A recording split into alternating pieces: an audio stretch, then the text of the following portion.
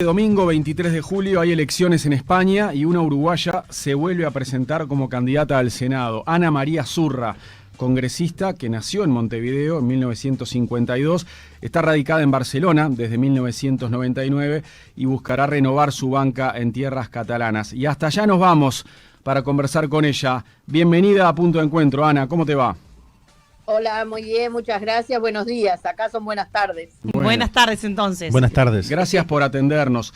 ¿Qué meta hoy, qué meta tiene hoy tu partido político, que es la Esquerra Republicana de Cataluña? ¿Cuál es el objetivo en estas elecciones?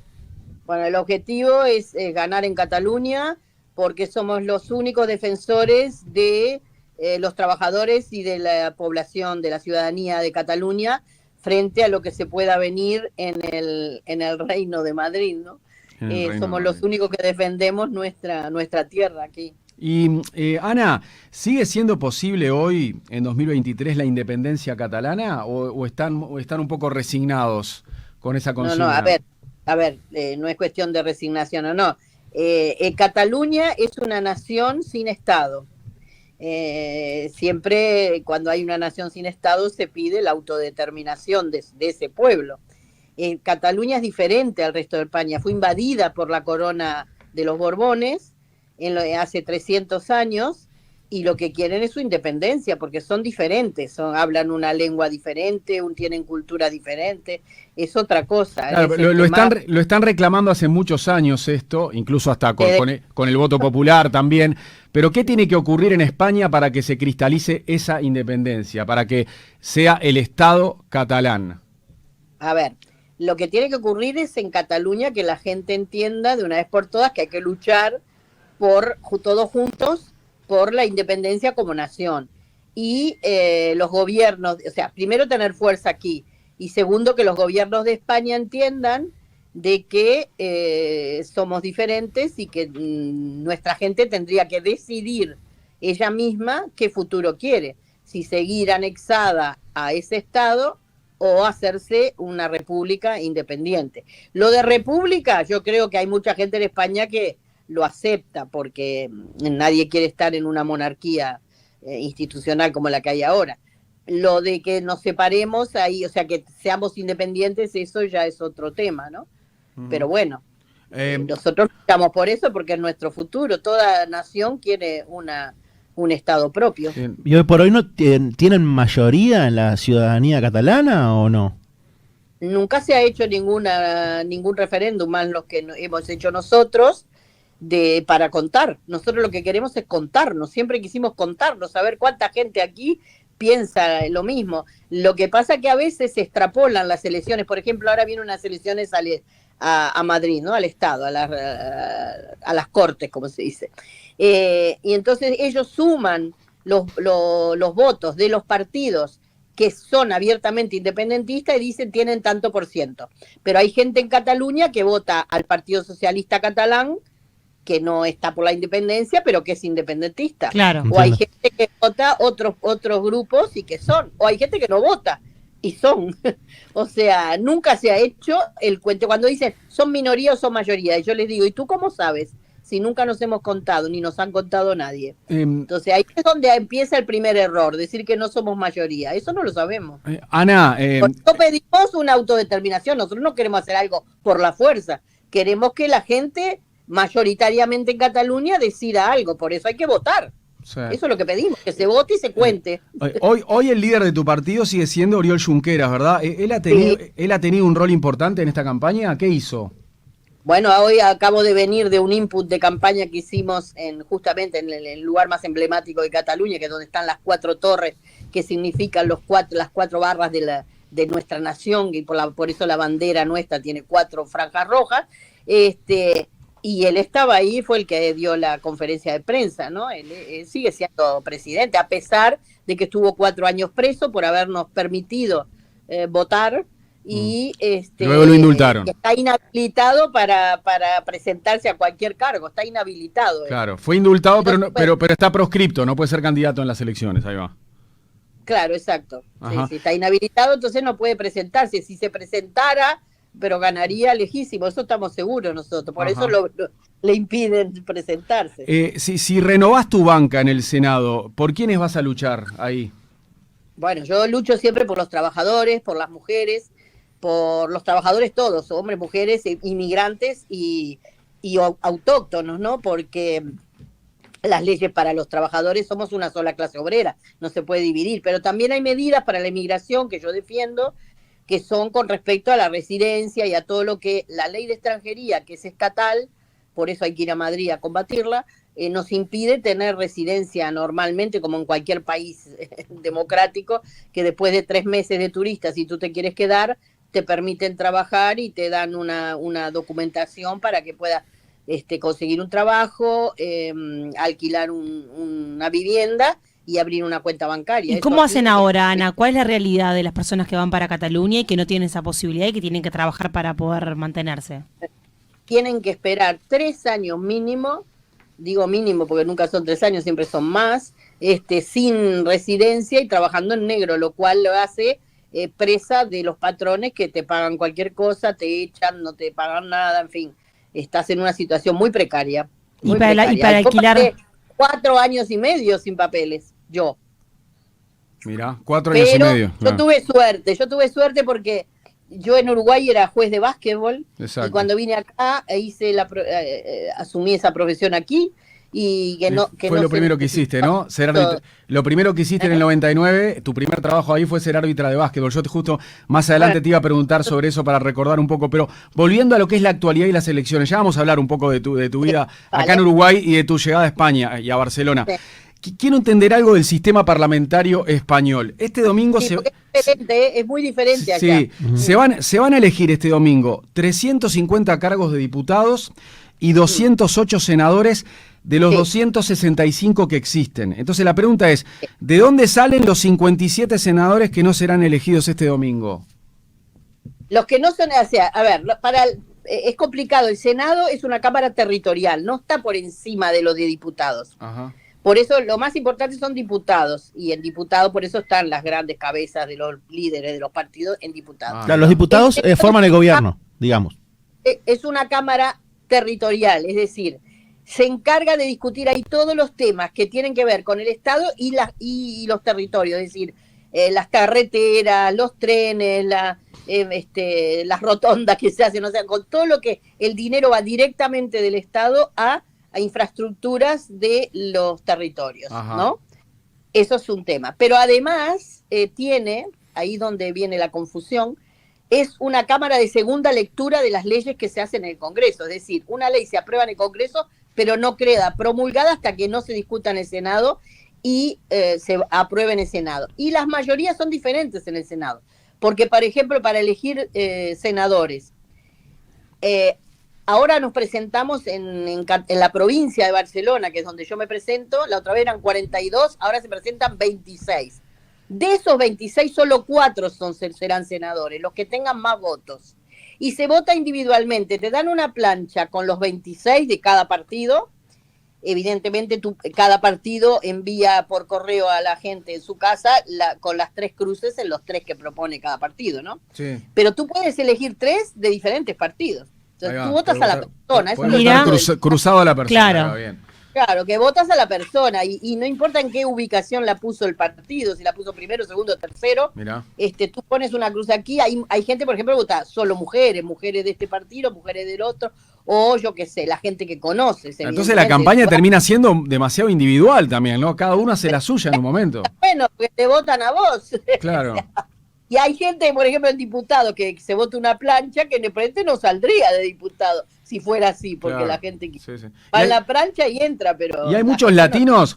¿Cuántos latinoamericanos como vos están en diputados y en senadores? Ninguno. Éramos una brasileña en el Congreso por mi partido y yo en el Senado. Mirá. Y un compañero de la India también en el Senado. Éramos 3 inmigrantes. Los únicos partidos que tenían inmigrantes, el único partido somos nosotros, muy porque poquito. Acá en Cataluña somos parte de la sociedad, nos consideran parte y estamos en los lugares donde tenemos que estar, en todos lados. Para entenderlo de alguna manera, a nivel nacional, o sea, ¿qué paraguas está por encima de ustedes hoy por hoy? ¿Existe, se identifican con algún partido a nivel nacional? No, a nivel nacional no, pero sí tenemos amigos, como por ejemplo los independentistas del País Vasco, que son EH Bildu, y los del BNG, que es en Galicia también, pero el Galicia es un partido un poco más chico. El EH Bildu son mucho más importantes y en las últimas municipales han ganado muchísimo más. ¿Y tú cuando a la hora de votar vas y votas para un presidente de España o no? ¿O por ideología ni siquiera lo haces? Depende, la mayoría de las veces nosotros votamos en blanco, pues no estamos de acuerdo ni con el PP ni con el PSOE. Entonces, no, de hecho no están de acuerdo con que haya una España que los represente, básicamente.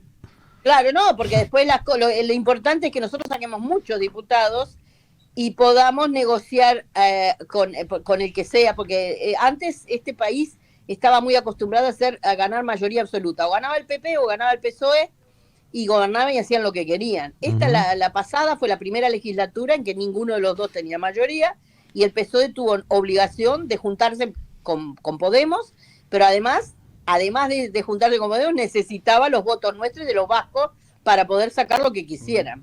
Entonces nosotros ahí era donde los obligábamos a que fueran más hacia la izquierda de lo que ellos son, ¿no? En el último debate, el representante de Vox le dijo justamente eso a Sánchez, ¿no? Usted se unió con los independentistas catalanes.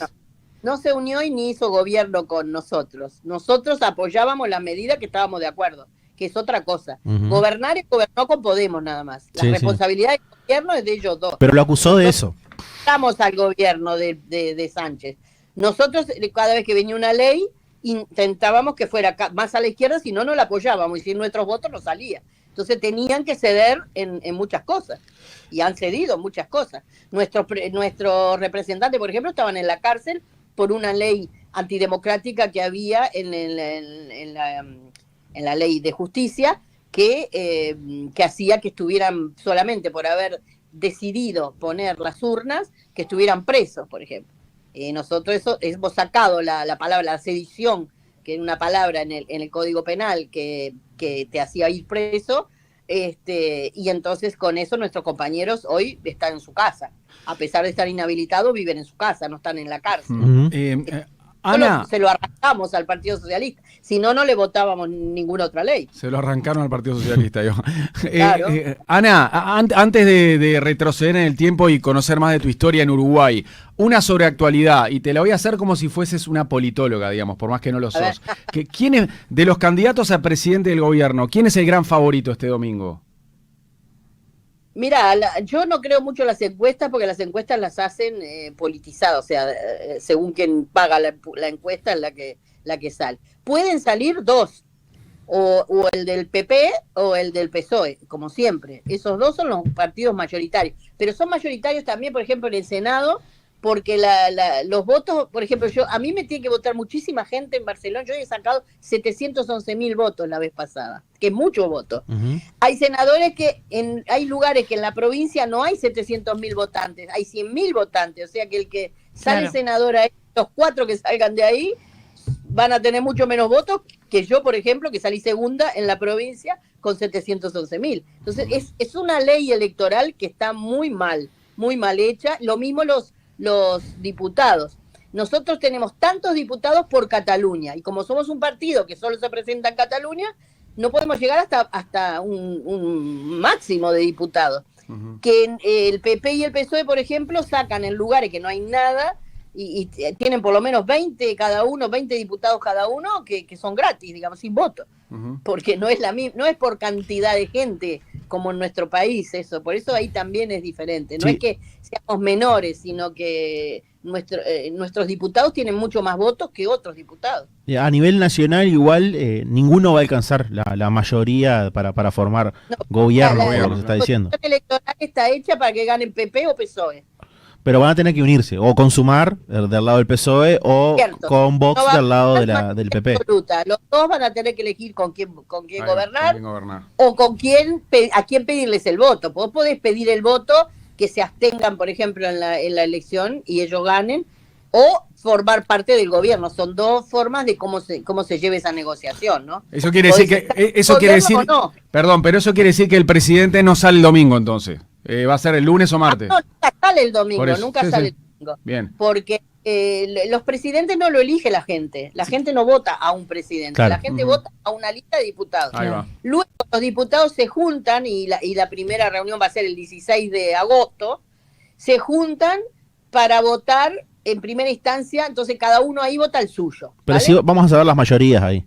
Entonces ahí ninguno Claro. saca mayoría absoluta, entonces se vuelve a votar otra vez y ahí Claro. es donde viene la negociación. Bien. Pero más o menos acorde a lo que salga, vamos a conocer quién va a ser. Va a haber una proyección ahí, va. Claro. Sí. Una pregunta.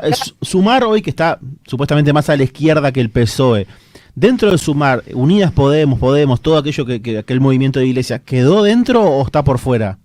Quedó dentro, pero Sumar hizo una cosa muy mal, que fue prohibir a dos que ahora son ministras, dos mujeres que ahora son ministras y que han hecho leyes muy importantes y que han sido machacadas por la derecha, en que no participaran en las listas. Les prohibió que son Irene Montero y Ione Belarra. Ellas dos, que son muy buenas, y que la derecha les da con un caño, Sumar, Yolanda Díaz le dijo que no se presentaran. ¿Por qué? Que no, y porque ella está muy con el Partido Socialista y por supuesto el Partido Socialista está muy con la derecha. Irene Montero es la esposa de Iglesias, ¿no? Nadie quiere que estas dos mujeres que son patria o muerte, como decimos nosotros, estén ahí, porque claro, se les viene la noche, ¿no? Porque son muy principistas, muy de izquierdas. Irene Montero es la esposa de Iglesias, ¿no? Por eso Sumar va a sacar mucho menos votos, por lo menos acá en Cataluña.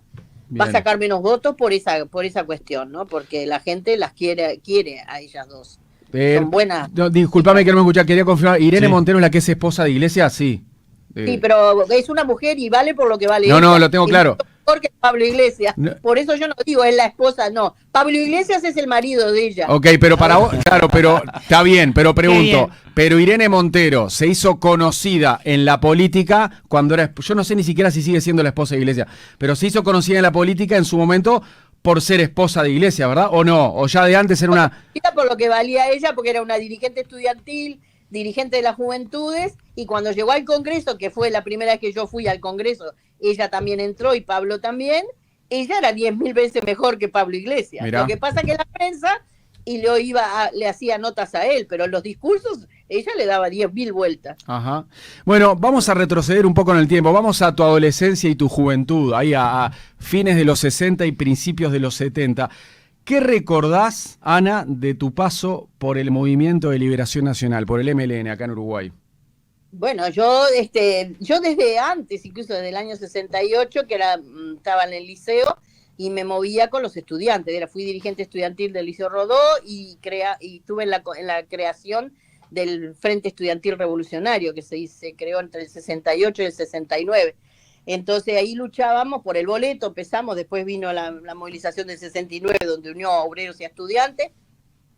Y luego, bueno, el movimiento mismo, que tuvo una posición muy a la izquierda cuando la invasión de Checoslovaquia, porque nosotros decíamos que el socialismo se defendía con socialismo y no con tanques, y entonces creamos unas juventudes uruguayas muy, digamos, muy revolucionarias y muy de acuerdo a una posición de socialismo puro y bueno, digamos, que no existió en ningún lado, desgraciadamente. Y entonces eso nos hizo entrar a lo que se estaba conformando, que era el Movimiento de Liberación Nacional Tupamar. Pero yo nunca dejé de participar en el frente de masa, como decíamos nosotros, porque ahí uno le toma el pulso a la gente, ¿no? Y siempre estuve de acuerdo con lo que el pueblo uruguayo, y en ese momento el pueblo uruguayo, junto con otros países de América Latina, sea gente de América Latina, estábamos influenciados por la Revolución Cubana, el Che Guevara, que había dicho de crear 2, 3, muchos Vietnam, que esa era la consigna para liberarnos como continente, ¿no? Y bueno, y por eso yo agarré las armas en ese momento, porque estaba de acuerdo con esta filosofía. Bueno, justo te iba a preguntar si te había tocado agarrar las armas en alguna operación. Sí, lo hiciste. Bueno, sí, pero bueno, esas cosas pasan porque todo el mundo que está Sí, lo sí. hace. ¿Y estuviste detenida o no? No, porque justamente yo mantenía muy bien los criterios de seguridad y gracias a un compañero que cayó preso y yo dije, y conocía mi local, no iba a cantar y no cantó, que es Marcelo Estefanel Galviati. Marcelo Estefanel, obvio. Gracias a Marcelo yo me fui de mi casa porque yo sabía que no iba a decir nada, pero bueno, tuve que ir igual. y en ese momento me cantó otra persona que yo no tenía ni idea que estaba adentro y que me conocía y sabía que yo estaba, y por eso me salvé 2 veces gracias a Marcelo, porque no me cantó y porque gracias a que estaba borrada por él, me salvé, entonces me pude ir al exilio. Ajá, bien. Y desde el exilio, Ana María, ¿qué tipo de contacto pudiste tener con otros compañeros tupamaros durante la dictadura militar? Bueno, en Chile, bueno, el MLN durante la dictadura militar prácticamente se deshizo, porque quedaba la gente que estaba presa nomás y los que estábamos fuera.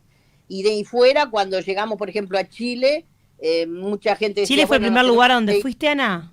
Sí, claro, porque era mi país, Chile, el continente, nuestro continente, era el único lugar con democracia en ese momento. Había dictaduras militares en todos lados, menos en Chile, que había ascendido Allende con su vía chilena al socialismo, que yo no compartía, pero que fue importante porque me hizo ver un montón de cosas muy interesantes. El proceso de Chile fue muy interesante, y ahí yo dije, acá estoy en Chile, tengo que militar con los chilenos, no voy a...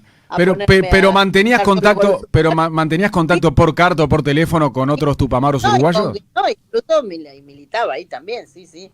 Salimos juntos. Eso es una política de raza, no te puedes quedar tranquila en ningún lado donde va. No, pues bueno, porque la justicia, yo no banco las injusticias. Allí donde haya una injusticia y yo pueda tener fuerza para luchar en contra, voy a defender, por supuesto. Y estuviste por muchos lugares. Sí. Estuviste por muchos lugares. Después, en 1985, cuando regresó la democracia a nuestro país, vos volviste. Volviste enseguida. ¿Pensaste que era un regreso definitivo al país ese? Sí, era un definitivo. Mira, yo justo estaba estudiando servicio social en Francia y me recibí en junio. En marzo vino la amnistía, que yo podía entrar. En junio me recibí y yo trabajaba en un sindicato de los ferroviarios de París Norte, que tenían sus elecciones el 10 de octubre. Dije, bueno, me quedo con ustedes hasta las elecciones y me voy el 15 de octubre, me voy para Uruguay. Y me fui para Uruguay, llegué el 16 de octubre y yo empezaba a quedar. El problema es que mi hijo, claro, su padre se quedó en Francia, él iba y venía. Y al final, ¿Tu hijo dónde había nacido? Perdón que te corte. Nació en Bélgica. En Bélgica. Como dice él. Fue hecho en Chile, pasó por Panamá, nació en Bélgica y vivió en Francia. Sí, de todo. Pero es uruguayo. Ahí va. ¿Y entonces qué pasó? Querías quedarte para siempre en Uruguay, pero tu hijo que se quería quedar en Europa. Se fue, después de muchas vueltas que dio, que se vino a vivir a Barcelona con su compañera en el 98. Y yo no me vine en el 99, no. Desde el 98 que yo vengo aquí todos los años.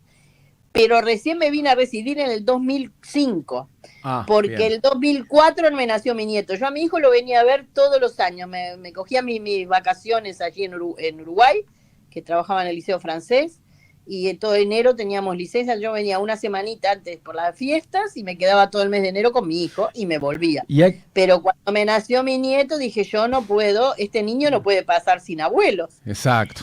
Y estábamos todos en diferentes países, así que digo, yo me... Qué gran gesto, Ana, de cambiar la vida, ¿no? Porque es tal cual eso.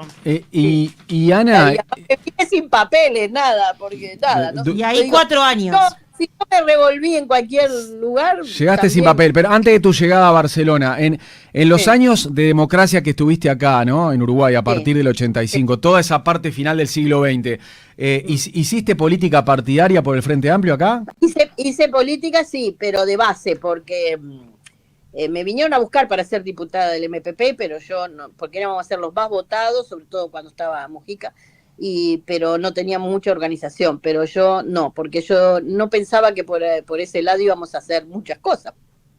Entonces dije, yo los voto, participo, estaba en mi comité de base, todo lo demás, pero yo trabajaba con la gente, nunca quise tener ninguna responsabilidad. Bien. Me parecía que era mentirle a la gente, no sé. Bueno, ahora vamos con el baloncesto. Sos entrenadora y árbitra de básquetbol, como nos adelantabas hace un rato.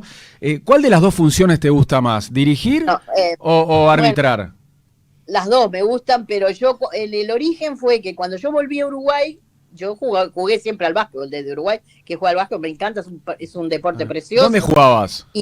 Primero empecé en Neptuno, porque yo soy de Atenas, pero Atenas no tenía básquetbol femenino, así que cuando fui al liceo Rodó a practicar en el Neptuno, me dijeron, las que quieren voleibol para acá, yo voleibol jugaba en el Atenas, las que quieren básquetbol para allá, me tiré de cabeza al básquetbol y ahí me invitaron a jugar al Neptuno, que era muy caro en aquel momento, pero me daban una beca para jugar ahí y bueno, y ahí me encantó, me fascinó y seguí jugando siempre. Jugué en Francia, en Chile no jugué porque estaba embarazada, pero en Francia llegué a jugar en el equipo de mi barrio y todo. Entonces cuando volví, yo me volví como asistente social, yo quiero hacer un trabajo social con las mujeres y los adolescentes en mi barrio.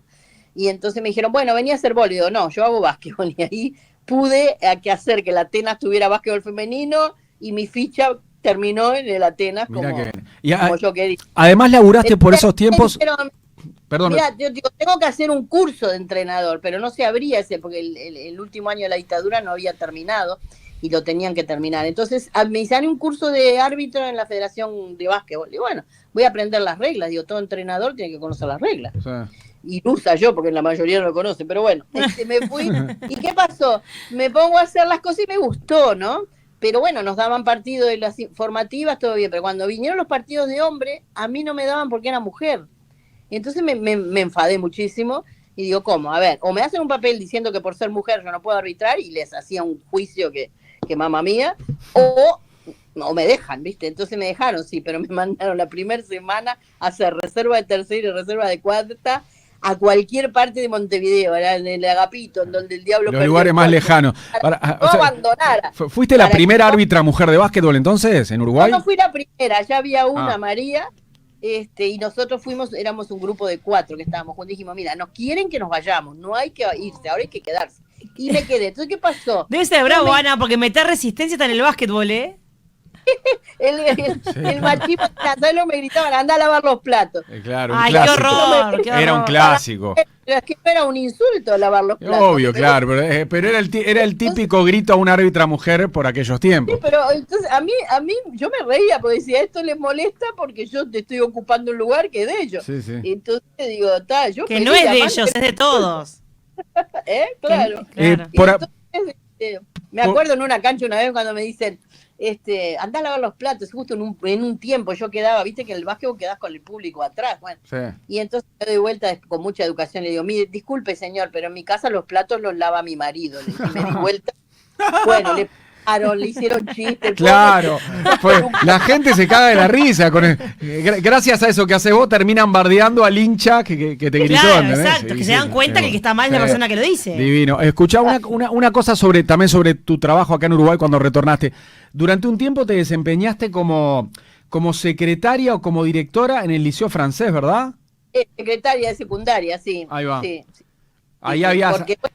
Cuando yo vine yo quería poner a mi hijo en la escuela pública, pero mi hijo hablaba muy bien francés, hablaba muy bien castellano, pero el lenguaje que nosotros hablábamos todos los días. Cuando yo volví a Uruguay, me empecé a encontrar con palabras que hacía 1000 años no escuchaba, pero yo sabía lo que querían decir, y mi hijo no. Entonces claro. se le vino un conflicto tremendo y pedimos a la embajada francesa que nos diera la posibilidad por lo menos de 2 años de beca, que terminara la escuela, él estaba en sexto de escuela, que terminara la escuela ahí, para poder agarrar lenguaje, ¿viste? Y entonces, fenómeno, lo hizo, y cuando me presenté a pedir la beca para mi hijo, el director me dijo, usted habla muy bien francés, yo lo escribía sobre todo muy bien, entonces me dejaron empleada ahí como funcionaria. Entonces, pues, como funcionaria tenía la beca para mi hijo. Excelente. Te salió redondo, beca y laburo. No, y papá estaba en Francia, o sea, yo quería que él estudiara universidad en Francia porque tenía todo ahí, ¿no? Para... Ana, bueno, y después cuando resolviste irte para Europa, cuando te instalaste en Barcelona, tu primer trabajo fue ser árbitra de básquetbol. ¿Cómo lo conseguiste? Sí, ¿Fuiste con el currículum? Yo trabajé en la emisora que están ustedes, con Carlitos Peinado. En Universal, ¿ya? El básquetbol, es decir, en la noche, él se instalaba en una cancha que era la cancha madre, donde transmitían todo el partido, sí. Y nosotros íbamos a otras canchas a ver otros partidos y luego le hacíamos el comentario. Cubriste, qué grande, fuiste periodista y cubriste cancha de básquetbol para Universal, mirá vos. Hice un curso de periodista deportivo en Últimas Noticias, éramos 60, 3 mujeres y quedamos 10 trabajando. De los 10 quedamos 2 mujeres, Adriana Laca, que todavía está... Sí, claro. mi compañera de toda la vida, y yo quedé, los dos quedamos. Qué grande. Y sí, tuvo No te buenísimo. quedó nada por Entonces, hacer, ahí ¿eh? Hacía básquetbol en O sea que sos- Noticias Escritas, y en el 9CT ahí en Universal transmitía con Sos Carlitos amiga de Pérez. mi compañero de toda la vida de subrayado, Waltito Ferjancich. Mira, Claro. mira, Claro. sí. Lo recontra Así que- conoce, que es el esposo de Adriana. Ah, el esposo de Adriana Claro. Laca, claro, exacto, sí, el Walter. Ah, bueno, claro, sí, lo conoceré. Sí, Sí. yo estuve cuando se arreglaron ellos, porque ella y estaba en última noticia, oye, llévame, porque yo tenía coche, llévame a Intramuros, íbamos a Intramuros después que salimos de la noche. Sí, Intramuro, claro. Entonces, Que se llamara va- Intramuro, ya era va a haber un maravilloso. muchacho que me voy a arreglar con él. Digo, no, yo estaba cansadísima. Yo trabajaba en el liceo, daba clase de básquetbol, hacía arbitraba partidos, hacía eso. Yo estaba fundida. Y digo, bueno, pero por vos lo voy a hacer. Y fui, y ahí se arreglaron ellos. Y después, bueno, por supuesto, fui al casamiento. Y hasta hoy ellos vinieron acá y estuvieron en mi casa. Mirá. Sí, Qué con los dos lindo. nenes. Qué grande. Ahora no, para cerrar lo del básquetbol, allá después en Barcelona, ¿te fue Claro, fácil, te fue porque, fácil ¿qué conseguir pasó? trabajo como árbitra? No, fue así. Cuando yo venía a ver a mi hijo, iba Sí. a la Federación Catalana. Mm. Y aprendí muchas cosas. Por ejemplo, en los minibásquetbol, en cambio, que antes se jugaba en Uruguay 4 partes y había niñitos, pobrecitos, jugaban una sola y estaban desesperados, pobrecitos. Entonces acá en Cataluña habían hecho de dividir, acortar los tiempos y hacer más partes, y que los niños jugaran más partes. Ellos no saben la cantidad de tiempo que juegan, pero sí que juegan muchas veces. Entonces yo todo eso lo llevé y cambiamos el minibásquetbol en Uruguay con esas cosas de aquí. A Cataluña aportó muchísimo en eso. Y entonces yo los conocí a todos, ¿no? Y cuando fui, que me vine a quedar, les dije, mire, necesito un trabajo, denme por lo menos para hacer la mesa en los partidos, ¿no? Que yo sé de esto. No, dice, si necesitamos árbitro. Si acá se pitaba de a un árbitro porque no alcanzan para todos los partidos. Mucha gente juega al básquetbol acá. Entonces no alcanzaban los árbitros. Y bueno, como yo tenía experiencia, me dieron ya enseguida Mirá. para arbitrar, y pasé bárbaro porque yo arbitraba de noche, las noches. Yo vine a cuidar a mi nieto, sobre todo mientras los padres trabajaban. Entonces, claro, en la noche que estaban ellos, yo podía arbitrar, y los fines de semana que yo estaba también con el nene, entonces vivía con mi nieto y arbitraba básquet y estaba flor, estaba fenomenal. Y después historia conocida porque te volvió a picar el bichito de la política y la militancia. Claro, obvio. bueno, me llamaron, yo estaba en una asociación que unía a los inmigrantes que estaban de acuerdo con el derecho a decidir, porque decíamos, cuando se empezó a mover la cosa acá y el pueblo catalán empezó a movilizarse, nosotros dijimos, tenemos que estar adentro de esta movilización con nuestras reivindicaciones, si no, nunca nos van a escuchar. Claro. Entonces hicimos una asociación que me nombraron presidenta, no sé por qué, y entonces yo iba y decía, nosotros estamos de acuerdo con su derecho a decidir, pero nosotros también queremos derecho a decidir a tener papeles, decidir a poder votar, decidir un montón de cosas. Entonces me decía, qué bueno, como es una ley que es nacional, no era de Cataluña, no tenían ni idea los catalanes cómo era. Entonces empezamos a introducir y nos aceptaron con nuestras reivindicaciones. Y ahí empecé. Entonces, cuando en ese momento que hubo una elección a Madrid, el Junqueras, que es tiene una visión política tremenda, porque nosotros decíamos, tiene que haber siempre un emigrante, porque éramos 15% de la población, ahora somos 20%, y en el 2030 vamos a ser 25%. De cada 4 personas en Cataluña, una va a ser emigrante. Entonces, tenemos fuerza. Sí. Y entonces él me me llamó y me dijo, quiero que vayas a Madrid a representar el porcentaje de población que es catalana y que contigo se sienta representada. Y bueno, ahí me mandó. Y yo no tenía ni idea a lo que iba ni cómo iba, pero bueno, fui. Y ahí estoy, todavía ya me gustó el hecho, bueno, y empecé a trabajar y me gustó mucho la defensa de los más vulnerables, ¿no? De los inmigrantes, las mujeres, las empleadas del hogar, yo qué sé. Me vino toda el bagaje que tenía, me vino de golpe. Ya lo creo. Muy bien. Ana María Zurra, uruguaya, candidata de la Esquerra Republicana de Cataluña al Senado en las elecciones generales de España el próximo domingo. Muchas gracias por este rato en Punto de Encuentro. Te mandamos un abrazo. Bueno, muchísimas gracias y bueno, a votar, poner la cruz en mi nombre en el Senado para los que sean de la provincia de Barcelona y los están escuchando. Una última de lo que hay, si tuvieras que elegir entre Sánchez y Feijóo, ¿por qué te inclinarías que ganara? Ninguna duda. Por Sánchez, sin duda, pues se entrecortó. Dijiste por Sánchez. Sí, por Sánchez. Sí. No, Sí, ninguna duda. sí. Ahí no tenemos duda. Sin que te convenza igual. No Sin que te podemos convenza. tirar para la izquierda. A Feijóo jamás. Claro, a Está, Sánchez pero- lo podemos tirar para la izquierda. Dice. Pero igual no es el que más te convence. O sea, te convence Sánchez contra Feijóo. No, a mí me convence Gabriel Rufián, que es nuestro representante, que es un crack, es un fenómeno y es un muchacho muy inteligente. Y muy mediático Rufián también, tiene como declaraciones muy mediáticas. Sí, es divino. Entonces, a mí me convence él. apellido. Pero bueno, si sale otra cosa, veremos. Claro, yo no estoy de acuerdo con que el cuanto peor, mejor. No, cuanto peor, peor. Si llegan a subir esto con los otros, ni te cuento, porque los otros no son recién venidos. Los otros es Vox. Sí. Estuvieron siempre adentro del Partido Popular. Cuando acá decían no hay ultraderecha, sí que hay ultraderecha. Estaba dentro del Partido Popular. Se separaron cuando les convino, ¿viste? Tener dos, unos más ultra y el PP que no podía decir todo lo que dicen esto, estaba ahí, pero son lo mismo y estuvieron siempre juntos. O sea, que se va a unir, por supuesto que se va a unir si son lo mismo. Siempre estuvieron juntos. Ana Zurra, muchas gracias por estos minutos y bueno, fue un placer escucharte acá, que tu voz sonara otra vez en CX22 Universal, como era en esa época. Saludos a todos los compañeros de trabajo, a toda la gente que me conoce, porque siempre dicen que no les mando saludos, así que les mando saludos a todos. Me acuerdo mucho de ellos. Un abrazo, que Muchas pases bien, gracias. gracias. Saludos. Chao. Chao.